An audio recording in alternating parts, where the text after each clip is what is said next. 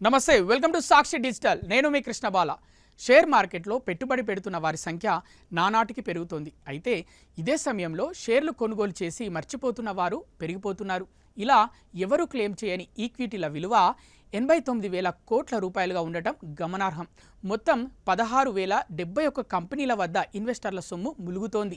ఎవరు క్లెయిమ్ చేయడం లేదు మరి ఇందులో మీ డబ్బు ఉందా చెక్ చేసుకోండి అందుకు సంబంధించిన వివరాలు తెలుసుకుందాం గతేడాది డిసెంబర్ నాటికి బ్యాంకు డిపాజిట్లు ఈక్విటీలు ఇన్సూరెన్స్ ఈపీఎఫ్ అకౌంట్లు మ్యూచువల్ ఫండ్లలో ఎవరూ క్లెయిమ్ చేయని సంపద 2.2 లక్షల కోట్లుగా ఉన్నట్లు వ్యక్తిగత ఫైనాన్స్ అడ్వైజరీ సంస్థ ఫైనాన్స్ మ్యాగజైన్ రిపోర్ట్ చెబుతుంది ఇందులోనూ ముఖ్యంగా స్టాక్ మార్కెట్లో ఎవరు తీసుకొని సొమ్ము వేగంగా పెరుగుతోంది షేర్ మార్కెట్లో ఆన్ క్లెయిమ్డ్ డిపాజిట్ల విలువ 89,000 కోట్లుగా ఉన్నట్లు ఆ నివేదిక తెలిపింది మొత్తం 16,071 కంపెనీల వద్ద ఇన్వెస్టర్ల సొమ్ము ములుగుతోందని తెలిపింది బ్యాంకు డిపాజిట్ల తర్వాత షేర్ మార్కెట్లో ఆన్ క్లెయిమ్డ్ డిపాజిట్లు రెండో స్థానంలో ఉన్నాయి 2.2 లక్షల కోట్లకు పైగా విలువైన ఈ పెట్టుబడులు తక్కువ రాబడినిచ్చే నిద్రాణమైన పొదుపులు కావు కానీ క్లెయిమ్లు అందకపోవడం పనిచేయని ఖాతాలు లేదా పెట్టుబడిదారులు వారి కుటుంబాల్లో అవగాహన లోపం కారణంగా అందుబాటులో లేకుండా పోయిన అధిక వృద్ధి సామర్థ్యం గల పెట్టుబడులున్నాయి అయితే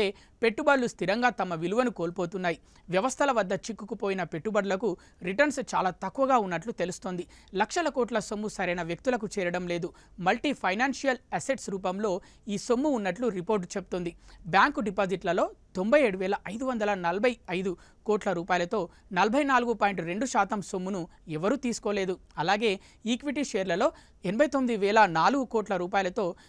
40.3% ఎవరు తీసుకొని సొమ్ముగా ములుగుతోంది ఇక ఇన్సూరెన్స్ పాలసీల్లో 20,062 కోట్ల రూపాయలతో 9.1%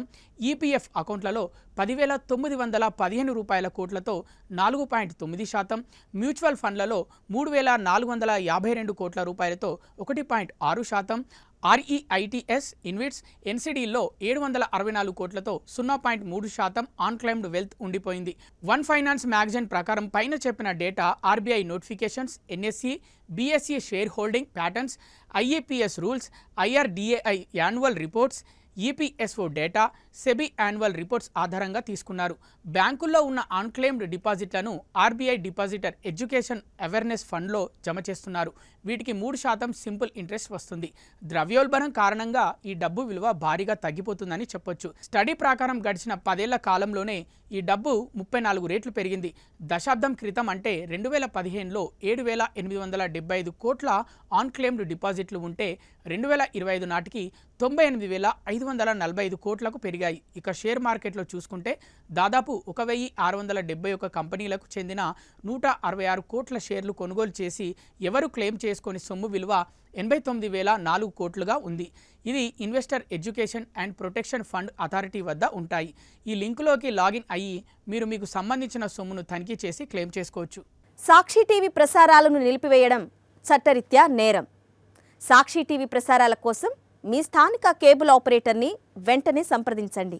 డిటిహెచ్లో ఇంటర్నెట్లో కూడా సాక్షి టీవీ ప్రసారాలను వీక్షించవచ్చు